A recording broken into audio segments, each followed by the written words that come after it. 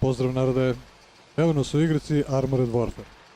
U ovom prvom videu ćemo se pozabaviti samim interfejsom igre. Igricu preuzimate sa ove internet stranice. Sad prvo što moram da vam kažem je da se pripremite da je preuzimate najmanje pola dana, ogromne je. Ali nakon što ste je preuzeli i instalirali i startovali, otvorit će vam se ovaj prozor, to jest sama igrica. Kod vas će to izgledati malo drugačije, u smislu da ćete imati druge tenkove u garaži. No to sad i nije toliko bitno. Mnogo je važnije da vam ispričam šta je šta i čemu šta služi. Pa da počnem. Prvo imate ovaj mali zupčanik ovde, koji kada kliknete, otvara vam se escape menu. Naravno, prvo dugme je da se vratite u igricu. Drugo dugme će vas prebaciti na podešavanje u igrici. Ja se ne bih preterano zadržavao ovde. Ako imate neko pitanje, možete ga postaviti u komentarima ispod videa. Možda jedina stvar koju bih napomenuo je da bi bilo bolje da čekirate Enable Vegetation Transparency i 3D Person. Učinilo mi se da je to dobra stvar i može da vam pomogne u različitim situacijama. Što se tiče kontrola u igrici, ja bih vam savjetovao da promenite ovde za dimne granate. I postavite da bude spacebar ili pauza na tastaturi. Nekako mi je to mnogo lakše da opalim u brzini kad je frka, nego da tražim tamo neko slovo na tastaturi.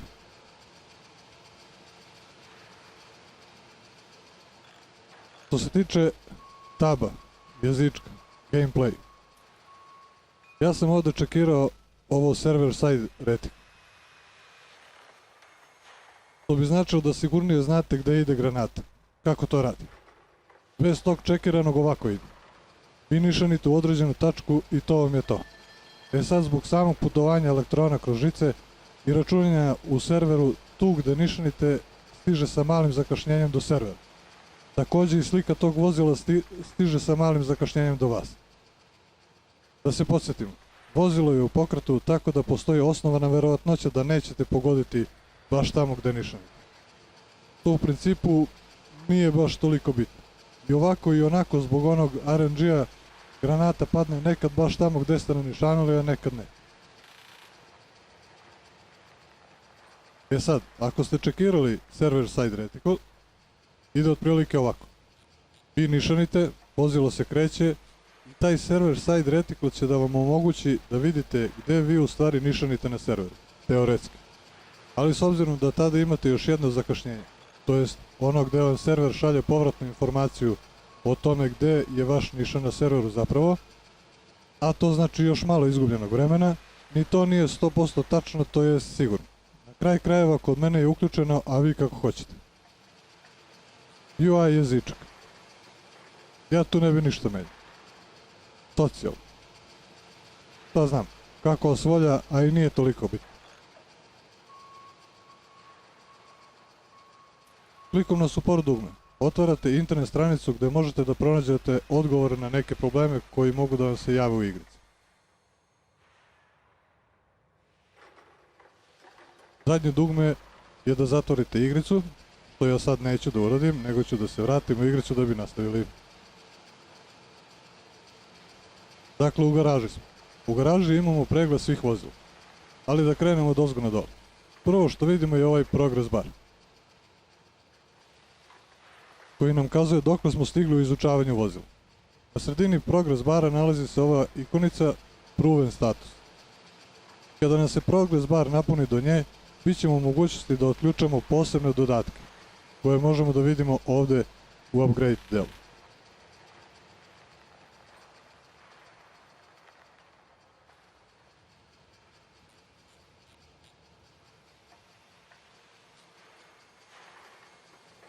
Zatim imamo ovde Advanced Progress dugme. Klikom na njega povećavamo količinu istraženosti vozila.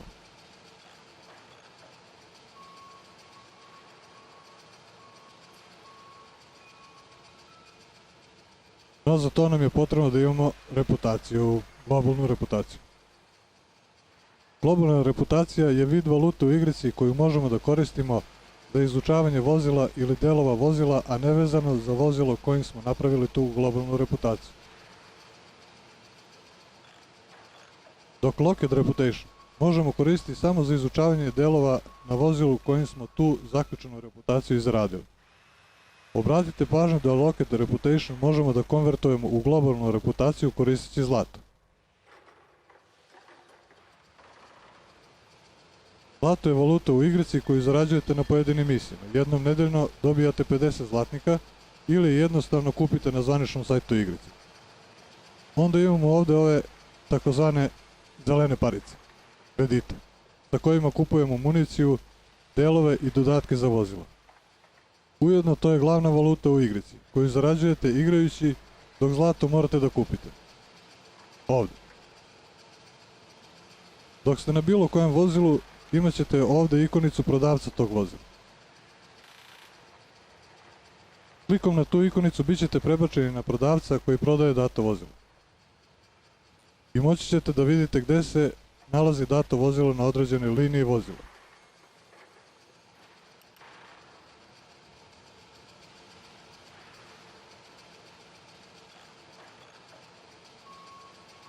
Drugo dugme je Upgrade.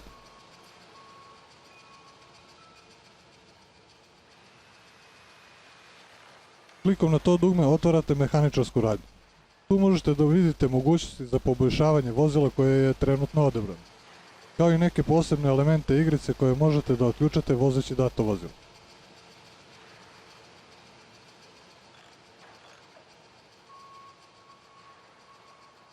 Kao na primjer komandir ili razni dodaci, takozvani retrofiti, koji takođe poboljšavaju performanse vozila. Više o retroficima malo kasnije. Ovde takođe možete da otključate i određene svote novca, koje će vam dobro doći pri nadograđivanju vozila i kupovini novih vozila. Dok ste na Upgrade, klikom na bilo koje vozilo u vašoj garaži, otvara vam se Upgrade za dato vozilo. Da biste otključali dodatke za to vozilo, potrebno vam je iskustvo, koje zarađujete učestvujući u bitkama. Vizualni prikaz količine iskustva koje imate na nekom vozilu možete vidjeti na ovom progress baru dok ste na Upgrade ili ako ste u garaži ili ovde na prodavci.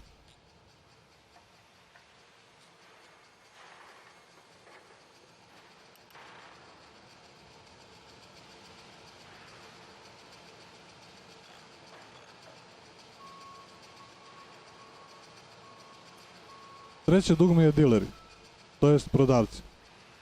Trenutno imamo 3 prodavca kao što vidite. Hajde da kliknem na jednog i evo. Otvara nam se njegov, da tako kažemo, prodajni salon. Sad ćemo da pričamo malo o načinu napredovanja u igrici. Kada prvi put pokrenete igricu, imat ćete prvo vozilo od svakog prodavca, sa kojim kroz nekoliko bitki zaradite i dovoljno iskustva kojim otključavate novo vozilo i novca kojim to otključano vozilo možete da kupite. Kada narandžasta linija dođe do kraja, bit će vam omogućeno da kupite sledeće vozilo u nizu. Znači, kad mi na Leopardu 2 ova narandžasta linija dođe do kraja, moći ću da kupim ovaj drugi Leopard 2.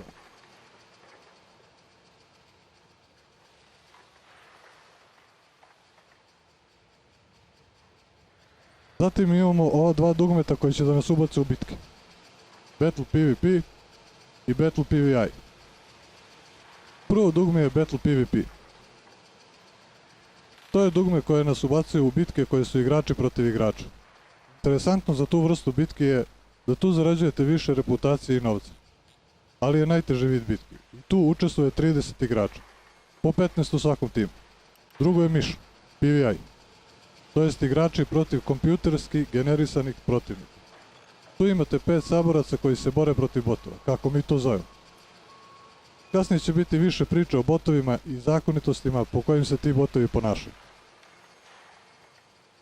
U slučaju da hoćete da trenirate neku mapu sa nekim prijateljem, možete da kliknete ovde na Custom Match.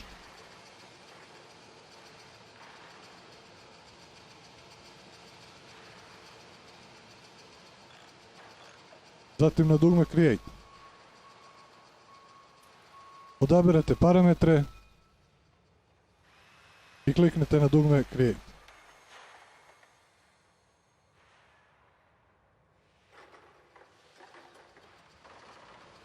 Zatim pozovete prijatelje da vam se pridruže.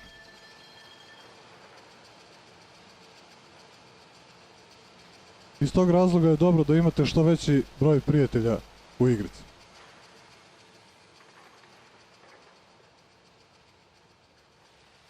Base dugme. Base dugme je veoma interesantno dugme. Savjetujem vam da obratite posebnu pažnju na njega. Svakoga dana imat ćete određenu količinu raw materials.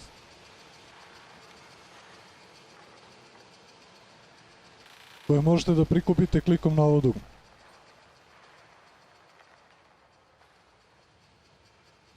Raw materials koristite za nadograđivanje baraka, komandnog centra, garaže, akademije, vidite sve to tu.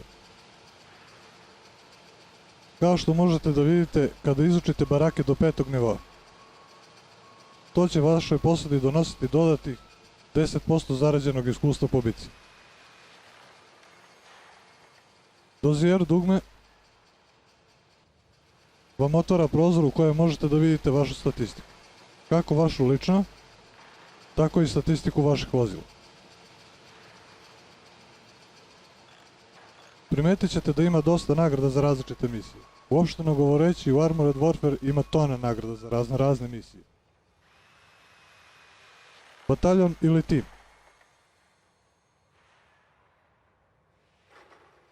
Ako ste u nekom bataljonu, ovdje ćete imati izveštaj u vezi vašeg tima, ali dok stignete dotle, već će da vam bude sve jasno.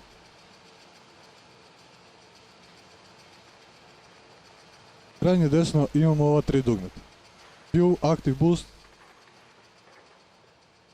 View the Selected Vehicle Stats i View Current Challenges. Prvo dugme je View Active Boost.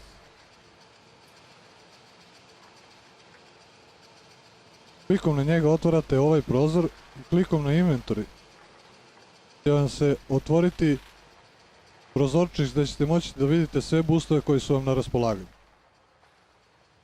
Boostove aktivirate sa 2 klika. Potvrdite i on će da bude aktivan. Boostove dobijate ili kao poklon od Armored Warfare, to znači da obavezno pratite novosti na njihovom sajtu, ili tako što ih zaradite igrajući. A progres u zaradi možete da vidite ovdje gdje su ovi challenges.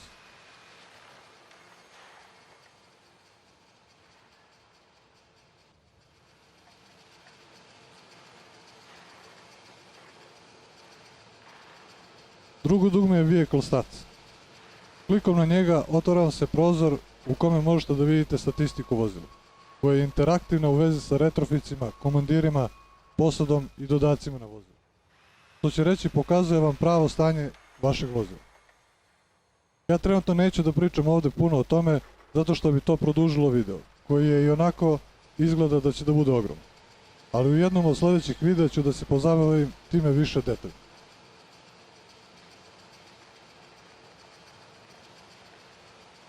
Treće dugme vam otvara prozorčić u kome možete da vidite dnevne misije. To jest challenges. Jedno od njih možete zameniti drugu misiju. U slučaju da vam date ne odgovara. Sa desne strane u istoj visini imamo ova 2 dugmeta. Prvo vam otvara prozor globalnog chata, gdje možete da postavite neko pitanje ili prokomentarišete nešto. Ispod njega je dugme View Replace. Kada kliknete na View Replace, otvorit će vam se ovaj prozor gdje kao prvo imate da uključite ili isključite snimanje mečeva, to je bitaka, a kao drugo, ako kliknete na bilo koju od već zabeleženih bitki, moći ćete da startujete replay date bitke. Svaku bitku možete da preimenujete ili da je obrišete, ili da je igrate.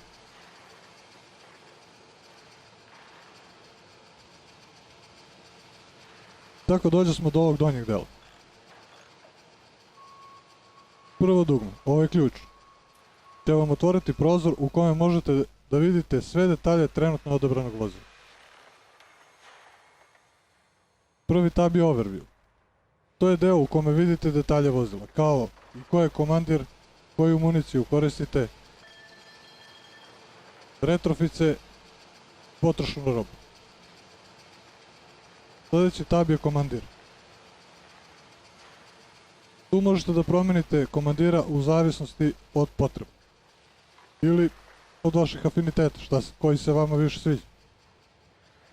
Možete da vidite u čemu je dati komandir dobar. Takođe možete da mu dodajete ili menjate skillove, koji su, verujte mi, veoma bitni u Armored Warfare.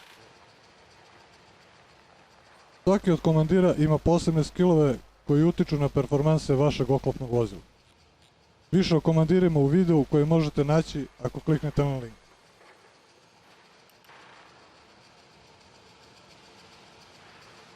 Sljedeći tab je Posada. U posadi možete da menjate profilnu sliku i ime kad god vam je volja. Svaki član posade ima određene skillove koji mogu da mu se pridodaju. Ali obratite pažnju da možete da stavite najviše 2 skilla na svakog člana posade. Naravno i komandiri posada mogu da se retreniraju u bilo kojem momentu. Sljedeći tab je Municija.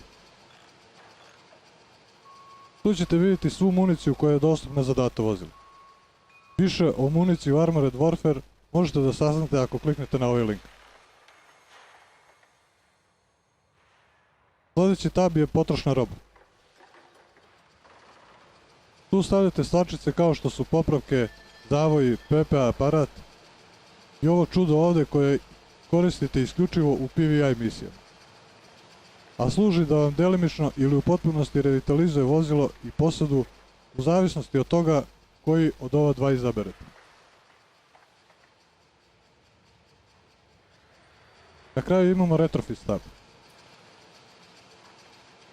Izuzetno važan deo, zato što u stvari tu možemo da maksimalno dogradimo vozilo. Stvarno poboljšamo performanse vozila. Više o retroficima ako kliknete na ovaj link.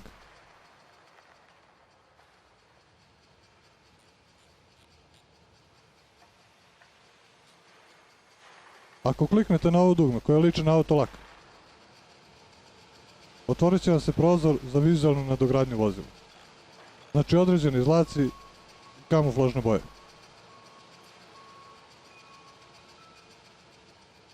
Ovdje određujete trajanje u danima. To vam otprilike izgleda ovako.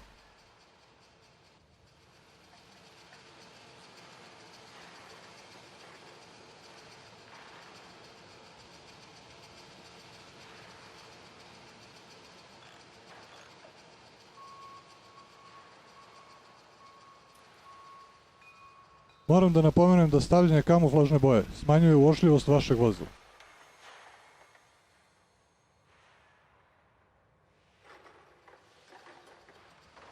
Klikom na komandira ili bilo koga člana od vaše posade, otvara vam se ovaj prozor.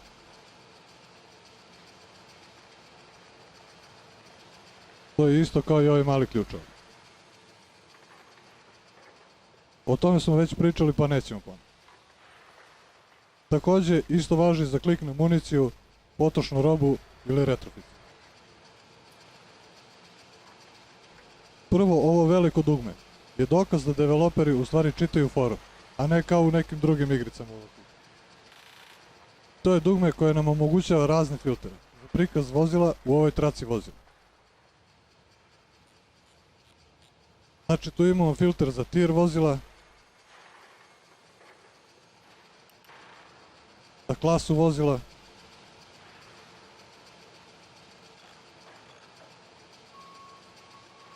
za prodavce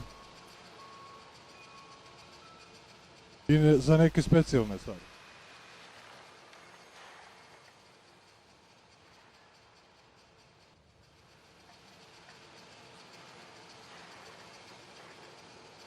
Desnim klikom na neko vozilo u garaži otvara vam se ovaj menu. Te klikom na neki od ovih dugmića možemo da vidimo više o detaljima vozila. Možemo da otvorimo sve ono što smo mogli da otvorimo i ovo gore. Dakle, ovo su prečice. Također imamo i opciju da prodamo vozilo ili da ga napravimo da bude favorite ili unfavorite ili da ga stavimo u rezervu.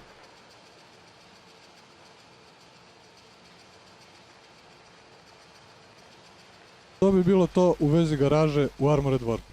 Klikom na neki od ovih linkova možete pogledati i druge tutoriale o igrici koje sam vam skuvao. A da, evo kaže mi Ortak da vas obavezno pozovem da se subscribe i like. Kaže vama to ne oduzima ništa, a nama god. Inače on se brine o zvuku videa dok ja pišem scenarij, tekst i bakće se sa videom i igricom. Pozdrav narode i vidimo se u sljedećem videu.